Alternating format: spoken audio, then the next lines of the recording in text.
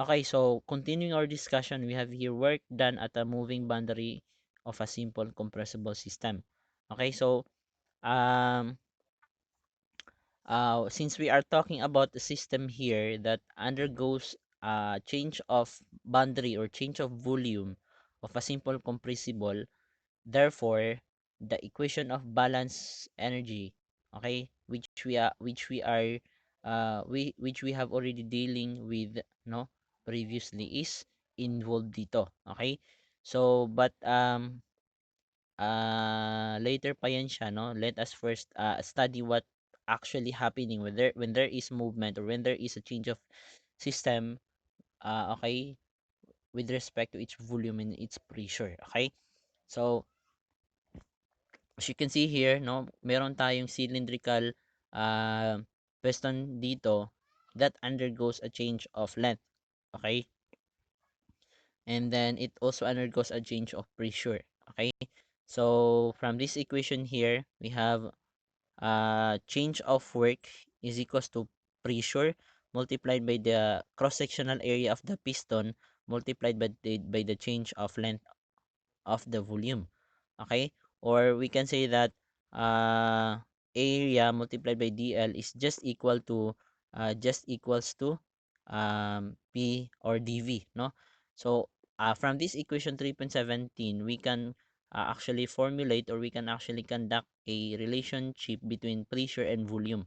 As you can see here, a piston, as it moves from position 1 or state 1 to state 2, okay, the movement is actually uh, the work done, no, by that movement or by the change of state is actually equal to the area that is being conducted, or that is being formed by this state change of state from state 1 to state 2. Okay, so yan. um okay, so basahin nyo lang to siya. Okay, and it is actually related with our previous topics about the changing of system. Okay, when there is a simple compressible system. When you say simple compressible system kasi, that are, no, that system is the system where it undergoes a change of state, where we assume that it is a quasi equilibrium change of state. It means that the change of volume with respect to the pressure, okay, at a certain time, no, so ibig sabihin gradient yung pag-change niya, no, so maliit kumbaga, so where we can neglect the uh, change of a differential change of a system. Okay, so yun yung ibig sabihin nun. Okay, so basahin na lang natin yun siya.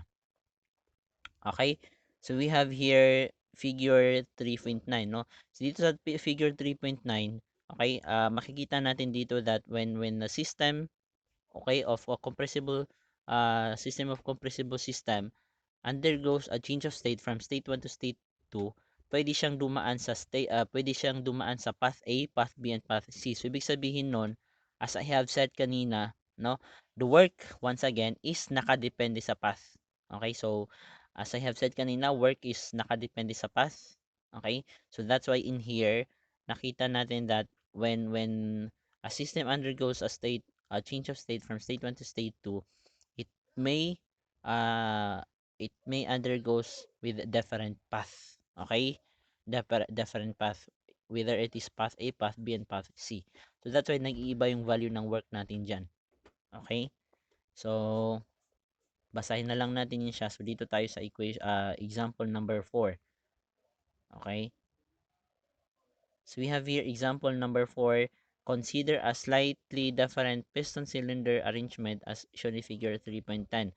In this example, piston is loaded with a mass of MP, the outside atmosphere P sub O, linear spring, and a single point force F1. The piston traps the gas inside with a pressure P and a, okay, pressure P.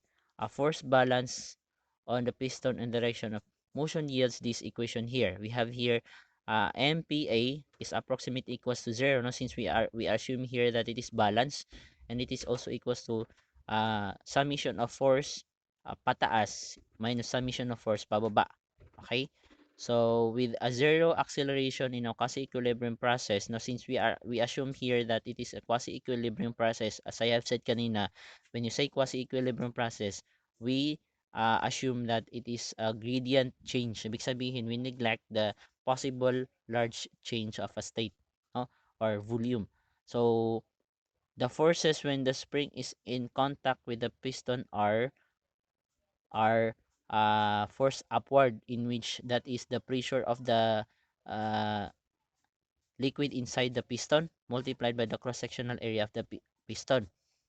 And force pababa naman is the weight of the piston, no? MPJ plus P sub O A.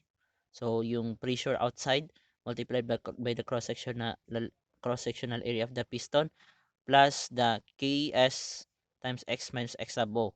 Yun yung force ng spring natin, and plus the F1, yung designated na force natin na nakapoint sa isang point lang. Okay? So yun yung force natin. So with the linear spring constant K, the piston position for the relaxed spring is X sub O, which depends on how the spring is installed. Yes, tama, no? The force balance then gives the gas pressure by division with the area A. Okay, so equating that to force balance, we can actually find this equation here. Now, divide both side by area of the piston, since the same lang naman yung mga area, yung area ng piston dyan sa equation natin. So, we can actually formulate this equation here. Okay, ito yun siya. To illustrate the process in a PV diagram, the distance x is converted to volume by division and multiplication with A, no? Sa kagaya ng ginawa natin kanina. Okay, so that's why in here,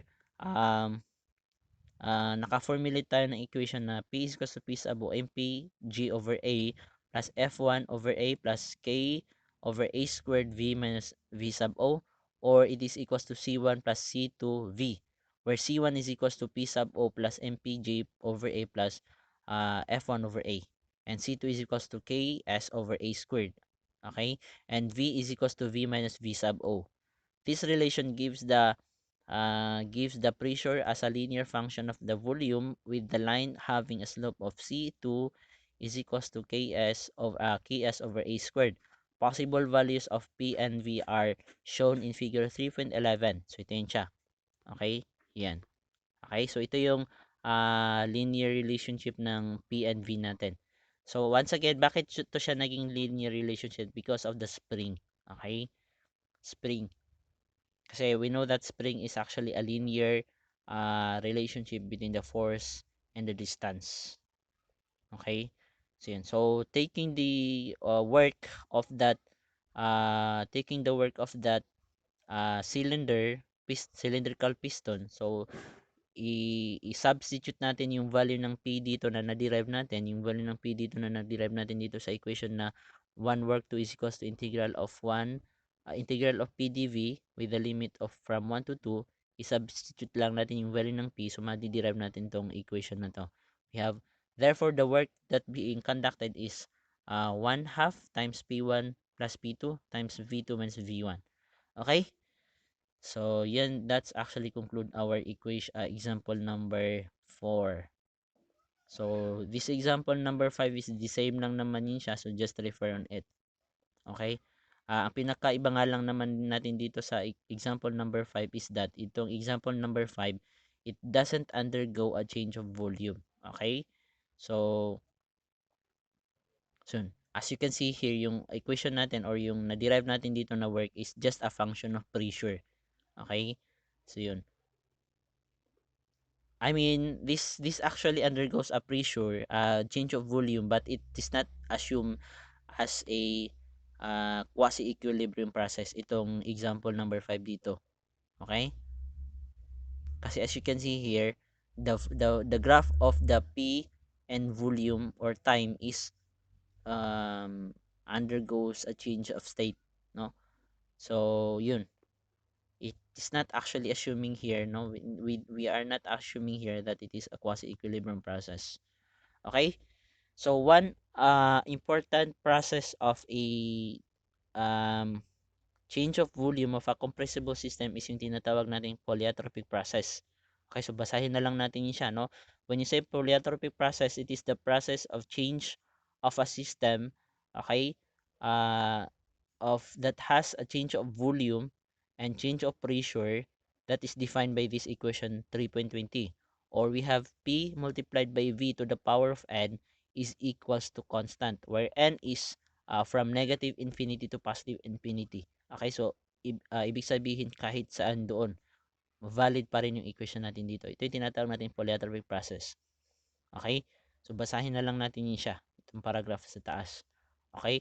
So, yung ibig sabihin to, itong PVN natin is constant. Pagagamit natin yun siya to find the work that is being conducted by a system that undergoes a change defined by this equation 3.20. As you can see here, itong 3.21, equation 3.21, you have P2 V2 minus P1 V1 over 1 minus N. Derive yan siya using this equation na 3.20. Okay? So, yun. So, but take note that this equation 3.21 is only valid for n where it is where it is not equal to 1, no? Kasi bakit? When it is equals to 1, okay?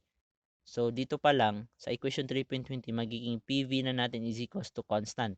Okay? So, hindi na yun siya valid for this P2 V2 minus P1 V1 over 1 minus N. Kasi bakit? Kung assume natin na N is equals to 1, ang mangyari sa denominator ng equation 3.21, magiging 0. So, any value that is divided by 0 is undefined. Okay? So, that's why when N is equals to 1, we have to go back to this equation 3.20 and then substitute again on equation natin sa work, which is PDV. Okay? Integral of PDV. So we can actually derive this equation 3.22 when n is equals to 1. That is equals to P1 V1 ln of V2 over V1. Okay? So yun. So we have example number 6. So basahin lang natin yun siya. So this is just an application of this polyatomic process. Okay? So basahin na lang natin yun siya. Okay? So definition of heat naman tayo. Dito tayo sa definition of heat. Okay, so heat is defined as the form of energy that is being transferred across the boundary of a system at a given temperature to another system at a lower temperature by virtue of the temperature difference between the two systems. So as I have said, there will be a change or transfer of heat when there is a temperature difference between the system. Okay? So yun. So ito yung mga basic or ito yung mga most encountered na unit ng heat natin. So, pakibasa na lang yun siya. Okay? So, heat is also parehas sa work, no? It is also nakadepende yan siya sa path ng change of system or change of state. Nakadepende yan siya sa path. Okay? So, that's why the formula is integral from 1 to 2 is equals to gradient of Q, or T is equals to 1 Q2. Okay? So, specific heat is equals to Q, or heat divided by the mass. The same for any other specific quantity, no? So, ang gagawin na lang natin pag specific quantity is i-divide lang natin siya by mass. Okay? So, we have here a different classification of heat transfer. Okay, we have here the first one is the conduction, no? We have here an equation of 3.23. So heat transfer is equals to negative Ka dt over dx, where K is the constant of proportionality or conductivity of a material. Okay, and area is the area of the materials, dt is the change of temperature, and dx is the thickness of the materials. Okay, so the other one here is a convective, no? We have here a formula of AH uh, multiplied by change of temperature. Okay? So, where H is, meron tayong mga value dito for H natin. Tinatawag natin yun siya as transfer of coefficient or heat transfer coefficient. So, may mga value tayo dito. Okay? The other one here is yung tinatawag nating radiation. No, usually yung radiation nanggagaling yan siya sa or nangyayari yan siya sa mga molecules, no? Or yung mga gases natin. Okay? So, we have here a formula of epsilon times gamma multiplied by area times ts to the power of 4. Okay? So, yan. So basahin na lang din natin tong example number 7, it's application of a transfer of heat. Okay, so basic lang din naman yun siya. Okay, so number 7 is internal energy, thermodynamic properties. Okay, so basahin lang din natin yun siya. Okay, it's because this internal energy is the same with our specific volume na pinag-aralan natin previously, na tinitingnan natin kung saan ba siya, uh, ano ba yung classification ng system na yon, whether it is uh, compressed liquid, it is a combination of a saturated liquid and saturated vapor, or it is a superheated vapor. Okay, so magagamit na din natin tong specific internal energy, or an internal energy, para mahanap kung ano yung state ng isang system. Okay, kung saan ba siya na state. The same with the application of our volume. Okay, as you can see here, yung equation natin dito is parehas sa volume natin, specific volume natin. It just that yung V natin doon is napalitan ng U to indicate that it is a specific internal energy. Okay? Pero parehas lang talaga yung equation natin. We have here U is equals to UF plus X times UFG, where UF is the specific internal energy of the saturated fluid or saturated liquid, plus yung UFG naman natin is the difference between the specific internal energy of the saturated liquid and saturated vapor. Okay? So parehas lang yun sila. So we have also here an example, so pakibasa na lang din. Okay, so if you have any question regarding on our discussion, just please ask it to me right before the exams, no, so that wala na naman tayong maging problem. Okay, so once again, for those na hindi pa nakatake ng exams sa prelim, probably our special exam will be on after the final exams, no, kung makaya natin inshallah. Okay, so that's all. um we will hoping that this will serve as our uh, tools to understand more precisely about these topics. Okay, so assalamu alaikum warahmatullahi wabarakatuh.